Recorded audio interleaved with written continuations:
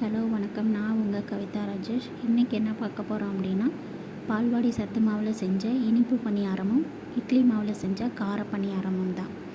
வாங்க கவிதா ராஜேஷ் கிச்சனுக்குள்ளே போயிடலாம்.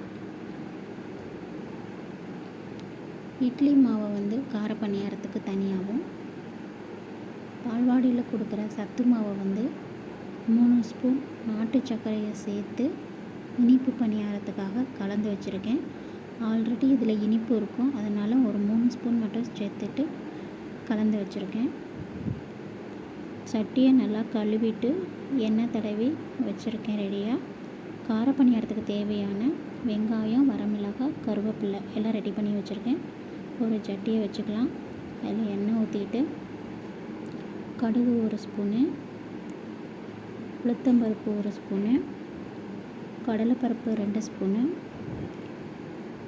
சீரகம் 1 ஸ்பூனு, பெருங்காயம் கொஞ்சோண்டு சேர்த்துட்டு நல்லா வதக்கிக்கலாம். கார பணியாரத்துக்கு எடுத்து வச்சுருந்த கருவேப்பிலை, வரமிளகாய் சேர்த்து 2 வதக்கிக்கலாம். நறுக்கி வச்ச வெங்காயத்தையும் சேர்த்துக்கலாம். கார பணியாரத்துக்கு வெங்காயம் நிறையா சேர்த்தா நல்லாயிருக்கும். நல்லா வதக்கிட்டு நான் இதுக்காக ஒரு கேரட் மட்டும் திருவி வச்சுருக்கேன், அதையும் சேர்த்துட்டு நல்லா வதக்கிக்கலாம். கேரட் நல்லா கலர் கொடுக்கும்,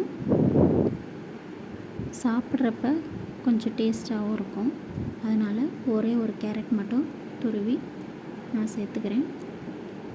நல்லா வதக்கிட்டு இந்த அடுப்பில் சட்டி ரெடி பண்ணி வச்சுருந்த சட்டியை வச்சுக்கலாம். கார பணியாரத்துக்கு ஒரு சட்டியும், இனிப்பு பணியாரத்துக்கு ஒரு சட்டியும் வச்சுருக்கேன். வதக்கி வச்சதை மாவில் சேர்த்து நல்லா கலந்து விட்டுடலாம். கார பணியாரத்துக்கு தேவையான உப்பையும் சேர்த்து நல்லா கலந்து விட்டுக்கலாம். இப்போ சட்டியில் எண்ணெய் சேர்த்துக்கலாம். உங்களுக்கு என்ன விருப்பமான எண்ணெயோ அதை நீங்கள் சேர்த்துக்கலாம். கடலெண்ணெய், நல்லெண்ணெய், நெய் கூட நீங்கள் சேர்த்து செஞ்சுக்கலாம். நான் இன்றைக்கி நல்லெண்ணெய் தான் சேர்த்துருக்கேன்.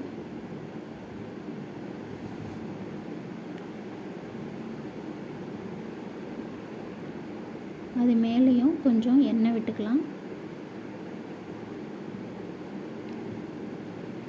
இப்போ இனிப்பு பணியார சட்டியில் எண்ணெய் விட்டுட்டு அதுலேயும் கரைச்சி வச்ச மாவை சேர்த்துக்கலாம்.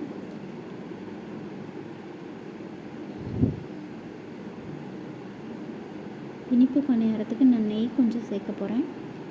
ஏன்னா குழந்தைங்க நெய் போட்டு இனிப்பு பணியாரம்னா விரும்பி சாப்பிடுவாங்க. நெய் போட்டதுன்னா இன்னும் கொஞ்சம் நல்லா சாப்பிடுவாங்க. இப்போ கார பணியாரத்தை ஒன்று ஒன்றா திருப்பி போட்டுக்கலாம்.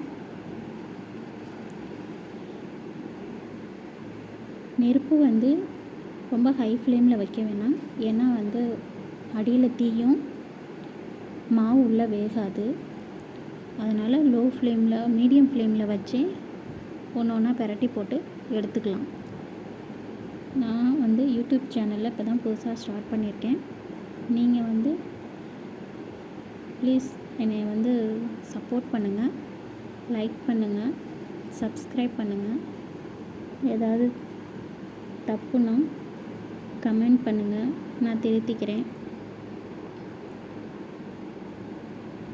இப்போ ஊற்றி வச்சதெல்லாம் நான் எடுத்துக்கிட்டேன். கார பணியாரமும் எடுத்தாச்சு. வாங்க சுவையான சத்தான இனிப்பு பணியாரமும் கார பணியாரமும் சாப்பிடலாம். Please support.